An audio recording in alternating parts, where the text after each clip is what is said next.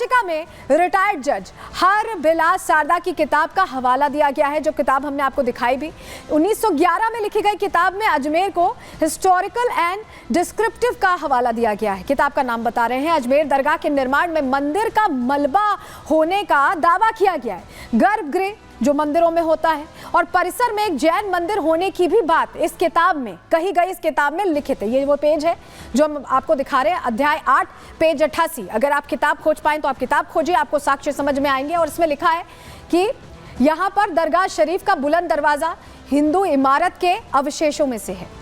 3 मंजिल छतरी की बनावट पत्थर हिंदू इमारत होने का इशारा करते हैं। इसके अलावा दरगाह परिसर का बुलंद दरवाजा हिंदू मंदिर के खंभों से बना है। तो ये वो चीजें हैं, ये वो साक्ष्य हैं जो सामने रखे गए हैं।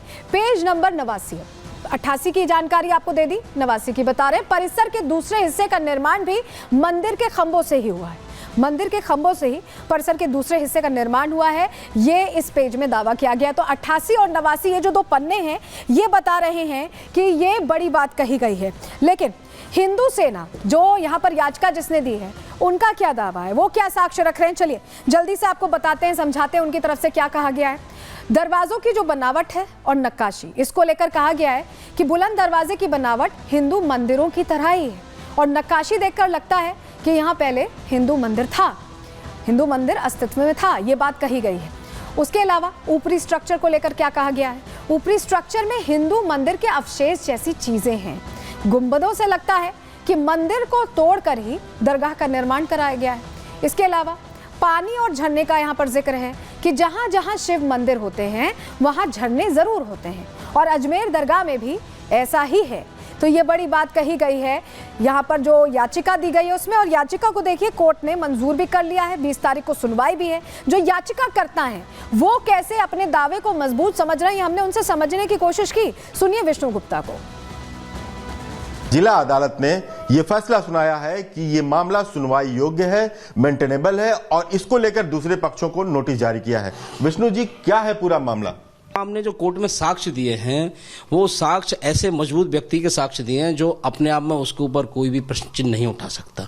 तो माननीय जज साहब ने हमारी सारी बातें सुनी, हमसे भी पूछा गया, जज साहब ने कोई जल्दबाजी में याचिका स्वीकार नहीं की गई, हमसे भी सवाल जवाब किए, क्यों आए, अब क्यों आए, अब 800 साल बाद ही ये मुद्दा क्यों उठ रहा है, कैसे। हमने उनको सारी बातों का जवाब दिया और सारे साक्ष्य दिए।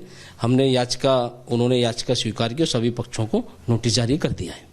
क्या सर्वे की मांग की है आपने? हाँ, हमने उसमें 4 मांग की है, मैं आपको बता देना चाहता हूँ। एक हमने किया है कि जो दरगाह है उसे संकट मोचन महादेव मंदिर घोषित किया जाए, नंबर 1। नंबर 2, दरगाह का किसी प्रकार का कहीं पे भी रजिस्ट्रेशन है तो उसका रजिस्ट्रेशन रद्द होना चाहिए इमीडिएटली और उसका सर्वे ASI के माध्यम से कराया जाए और वहाँ हिंदुओं को पूजा पाठ करने का अधिकार दिया जाए। अभी इसमें नोटिस जारी हुए हैं, 20 तारीख को डेट लगी अगली, और हम अगली तारीख पे ही एडवोकेट कमिश्नर की एक एप्लीकेशन मूव करेंगे।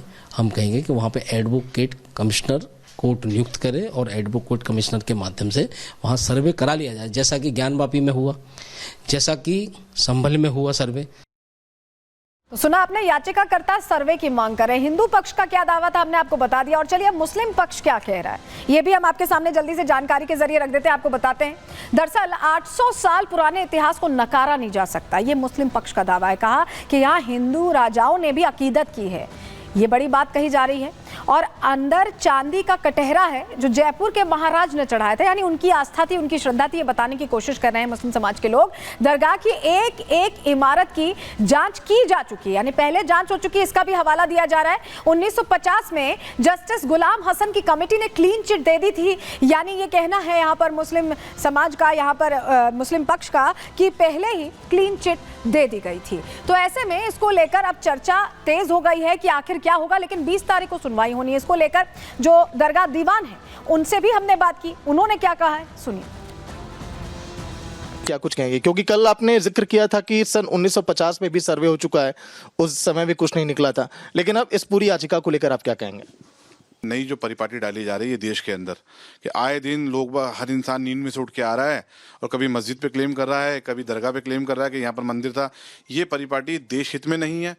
1961 के अंदर फुल बेंच का जजमेंट है जो दरगाह कमेटी वर्सेस सैयद हुसैन अली के बीच में चला है, जो रिपोर्टेड या 1961 पेज नंबर 1402 पे।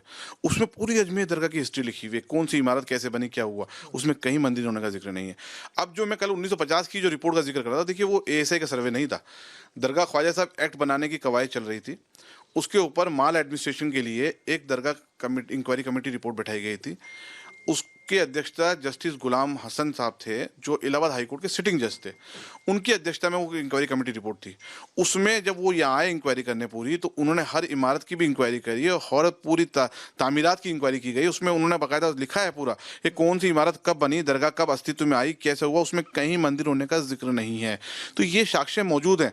और इन 800 सालों के अंदर जितने इतिहासकारों ने 300 साल 400 साल पुरानी किताबें हम देखते हैं, जो उर्दू फारसी में भी हैं और दूसरी भाषाओं में इंग्लिश में भी हैं, उसमें हिंदू राइटर भी हैं और इंग्लिश राइटर भी हैं। किसी की किताब में कहीं ऐसा जिक्र नहीं है कि अजमेर दरगाह में मंदिर होना या इसका अवशेष होना पाया गया हो। ये सब पब्लिसिटी स्टंट है। पब्लिसिटी स्टंट बता रहे हैं दरगाह दीवान। हमारे सहयोगी सागर, जिन्होंने बात की थी दरगाह दीवान से भी, वो हमारे साथ सीधे जुड़ रहे हैं। सागर, बात पब्लिसिटी स्टंट की हो रही है, लेकिन हर बिलास शारदा किताब का जिक्र बकायदा याचिकाकर्ता की तरफ से भी किया गया है और यहाँ मुस्लिम पक्ष भी ये कह रहा है कि पहले ही क्लीन चिट दी जा चुकी है, पहले ही सब साक्ष्य चेक हो चुके हैं। तो वहां के लोग क्या मान रहे हैं? क्या आपकी लोगों से बात हुई?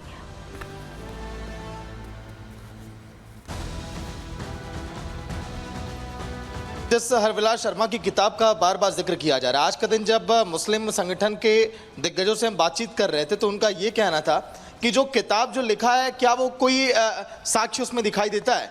लेकिन हरविलास देखिए शारदा कोई ऐसे वैसे आदमी नहीं थे।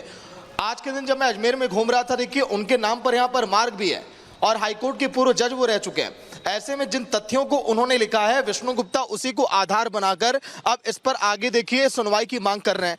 विष्णु जैन जिन बातों का जिक्र किया उन्होंने किताब को आधार बनाया। विष्णु जैन बार बार ये भी कह रहे हैं कि मैं खुद अजमेर दरगाह के अंदर जाकर देखा, जो वहाँ की नक्काशी है, जो वहाँ की दीवारें हैं, वो इस बात की चीख चीख कर गवाही देती हैं कि हाँ यहाँ पर शिव मंदिर रहा है। तीसरा जो सबसे बड़ा देखिए मेन पॉइंट है सलोनी, ये कहा जा रहा है कि जो तहखाना है अजमेर दरगाह के अंदर उसको कई दिनों से खोला ही नहीं गया। आखिर ऐसी क्या बात है कि उसको खोला नहीं जा रहा है? लेकिन बार बार जो देखिए यहाँ सुनवाई की बात कही जा रही है, इसको लेकर कहा यह जा रहा है कि ये कोई आधार नहीं है। और मुस्लिम संगठन के जो बड़े दिग्गज चेहरे जिनसे आज के दिन हम बातचीत किए, चाहे हम बात करें नसरुद्दीन की, उन्होंने कहा कि यहाँ पर कोई भी सबूत नहीं है और वो 800 सालों की पुराने इतिहास को यहाँ पर गिनाने में लगे हैं।